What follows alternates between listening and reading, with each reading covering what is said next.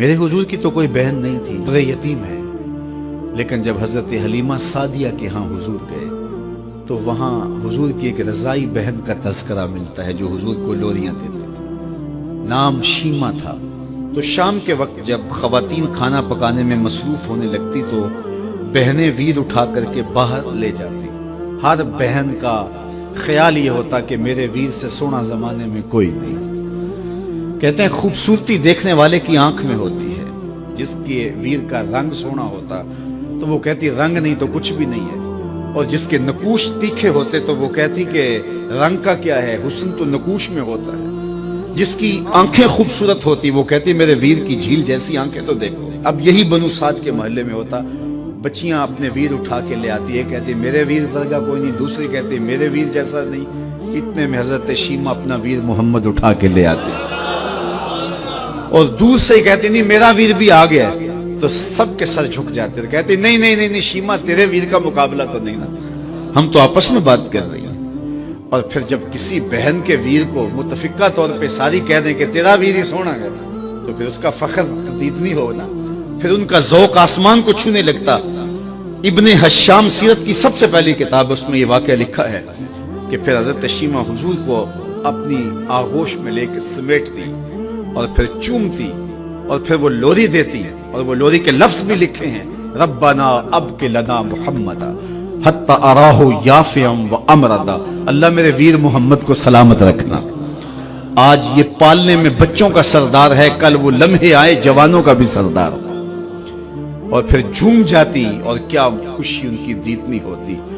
اور پھر وہ منظر بھی آیا کہ حضور علیہ السلام مکے چلے گئے اور یہ جوان ہوئی اور پھر ان کی شادی کسی قبیلے میں ہو گئی۔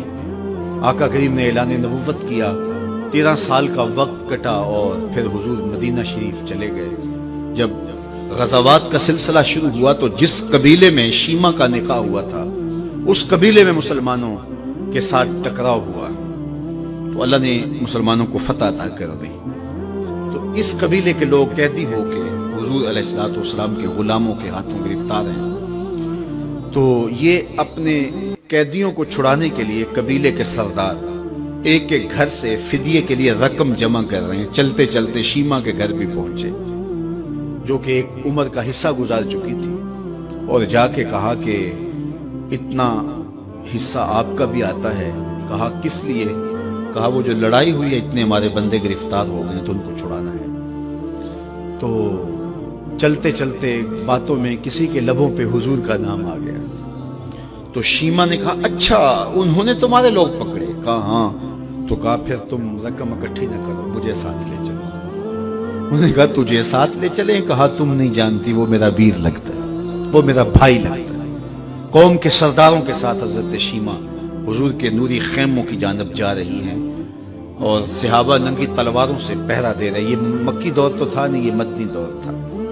اور شیمہ قوم کے سرداروں کے لے کے جب آگے بڑھنے لگی نا تو صحابہ نے تلواریں سون دی، رک جا اے دیہاتی عورت، جانتے نہیں آگے پوچھا رسول ہے، آگے بغیر اذن کے جبریل بھی نہیں جا سکتے، تم کون ہو؟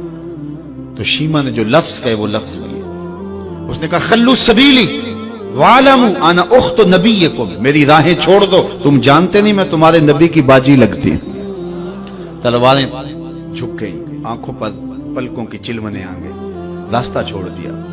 حضور کے خیمہ نوری میں داخل ہوئی تو حضور نے دیکھا، پہچان لیا، اٹھ کے کھڑے ہو گئے۔ فرمایا بہن کیسے آنا ہوا؟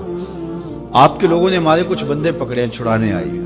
تو فرمایا بہن تو نے زحمت گوارا کیوں کی؟ تو پیغام بھیج دیتی میں یوں ہی چھوڑ دیتا، لیکن تم آ گئی ہو، اچھا ہوا ملاقات ہوئی۔ پھر حضور نے قیدیوں کو چھوڑنے کا اعلان کیا اور کچھ گھوڑے اور چند جوڑے حضرت شیمہ کو حضور نے تحفے کے طور پہ دیے۔ ویروں کے دروازے پر بہنیں آئیں تو ویر خالی تو موڑا نہیں کرتے، تو حضور نے بہت کچھ عطا کیا اور پھر رخصت کرنے خیمے سے باہر آئے تو صحابہ کی جماعت منتظر تھی۔ فرمایا صحابہ جب میں قیدی چھوڑا کرتا ہوں میری عادت تمہیں معلوم ہے کہ میں پہلے تم سے مشاورت کیا کرتا ہوں، آج ایسا موقع آیا کہ میں تم سے مشاورت بھی نہیں کی اور قیدی بھی چھوڑ دیے۔ کہا جو چاہیں آپ کریں لیکن کیوں مشاورت نہیں فرمائی حضور؟ اگر ارشاد فرما دیں تو فرمایا اس لیے کہ میرے دروازے پہ میری بہن آ گئی تھی۔